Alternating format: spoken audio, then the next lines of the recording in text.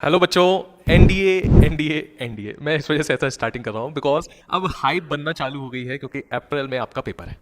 और अगर हम देखें कि सिलेबस आपका या सॉरी सिलेबस अभी नहीं जाते हैं, अगर मैं देखूं कि आपके पास टाइम कितना बचा है तो मैं मान के चलूंगा कि नवंबर, दिसंबर, जनवरी, फरवरी, मार्च, it means only 5 month left. और अगर इसमें 5 महीनों में से 1 महीना हटा दूं तो मात्र 4 महीने आपके पास बचे हैं। अब क्या स्ट्रेटजी होनी चाहिए, क्या टिप्स होने चाहिए कि आपका जो अप्रैल वाला अटेम्प्ट है वो अच्छी तरीके से क्लियर हो जाए। तो सबसे पहला जो मोस्ट इंपॉर्टेंट पॉइंट आता है वो है टाइम मैनेजमेंट।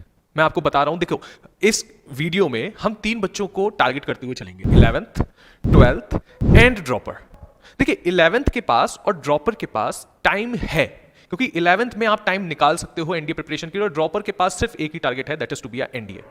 लेकिन हम बात करेंगे 12th वाले बच्चों के लिए, 11th और ड्रॉपर पे भी आएंगे, लेकिन 12th वाले बच्चों को असल में क्या करना चाहिए। देखिए जब मैं बात करता हूं बच्चों से तो बच्चे कहते हैं कि सर मेरे पास टाइम नहीं है। आपके पास टाइम है, सफिशिएंट टाइम है, बट आप उस टाइम को मैनेज नहीं कर पा रहे। मैं ऐसा बिल्कुल भी नहीं कहता हूं। अगर आपने पिछली वाली वीडियो देखी होगी और अगर नहीं देखी है तो उसके लिए मैं आई बटन पे उस वीडियो का लिंक भी डाल दूंगा, आप जाके जरूर देखें। उस वीडियो में भी मैंने बात करी है कि मैं बिल्कुल भी नहीं कहूंगा कि आप बोर्ड की तैयारी ना करें और सिर्फ एनडीए पे फोकस करें, नहीं, बिल्कुल गलत।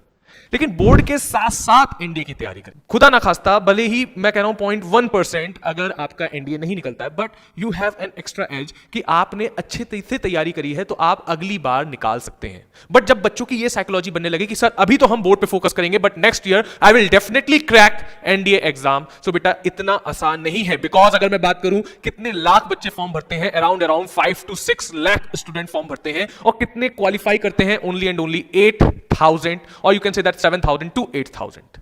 तो आप समझ पा रहे हैं। सेकंड चीज आपका डिस्ट्रैक्शन। डिस्ट्रैक्शन का मतलब जैसे कि आज मैं पढ़ने बैठा तो आज मेरा कॉन्फिडेंस, मेरे साथ भी होता था कि अगर मैंने एक दिन 3 घंटे पढ़ लिए तो मेरा कॉन्फिडेंस यहां पे होता था, मेरे को लगता था आई एम द खली, ठीक है, कि अब तो मेरे से कोई भी आके भिड़ जाए। सेकंड डे पे वही कॉन्फिडेंस मेरे लिए घातक हो जाता था, क्योंकि मैं ये सोचता था कि भाई पहले तो मैं पढ़ चुका हूं। तो एक होता है कंसिस्टेंसी। अगर आप कंसिस्टेंट नहीं है तो आप ये मान के चलिए कि आप वो ड्रीम को अचीव नहीं कर पाएंगे।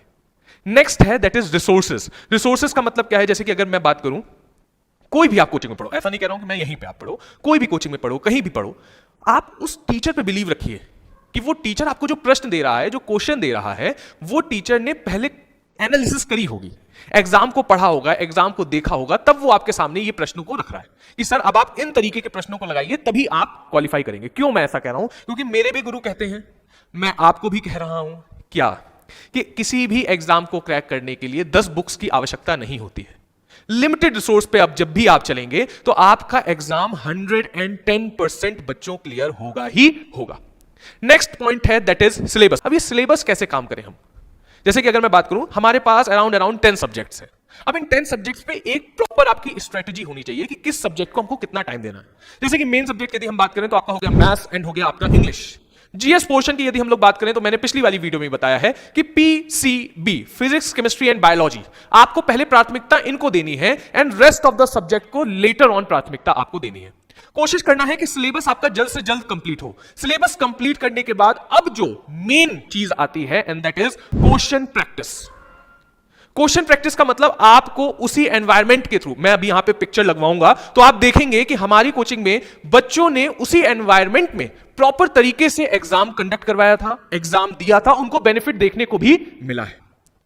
तो बच्चों test, mock test, question practice is very very very very necessary thing, आपको करना ही पड़ेगा यदि आप एग्जाम क्रैक करना चाह रहे हैं, और आशा है कि आप लोग चाहेंगे ही।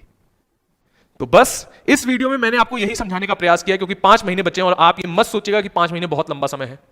चुटकी में 5 महीने निकल जाते हैं, आपको पता भी नहीं चला होगा कि आज 5 नवंबर हो चुके, 5 दिन हमारे बीत चुके हैं, नहीं पता चलता है। और जब ये टाइम निकल जाता है तब एक कहावत भी है, अब पछतावे क्या फायदा जब चिड़िया चुग गई खेत।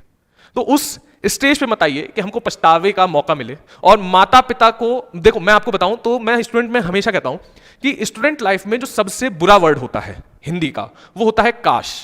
काश कैसा, कि मैं बैठा हूं, मेरा एनडीए का, लेट सपोज कि एक बच्चा है उसका एनडीए का एग्जाम नहीं क्लियर होता है, वो यही कहेगा कि काश मैंने मेहनत कर ली होती तो आज मेरा एनडीए का एग्जाम क्लियर होता।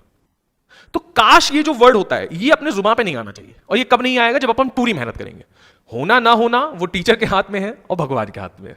टीचर अच्छे से पढ़ाएगा बिल्कुल होगा, ठीक है, और भगवान अगर चाहेगा तो 110% होगा। लेकिन आपके हाथ में क्या है कि मेहनत इतनी होनी चाहिए, क्या दिन क्या रात लगे रहेंगे, लेकिन फिर बोलूंगा स्ट्रेटेजिकली। आपको ऐसा नहीं होना चाहिए कि गधों की तरह आप बस लगे हैं, आपको पता होना चाहिए किस सब्जेक्ट पे कितना ध्यान देना है। तो मिलते हैं बच्चों नेक्स्ट वीडियो में। Till then bye bye, take care.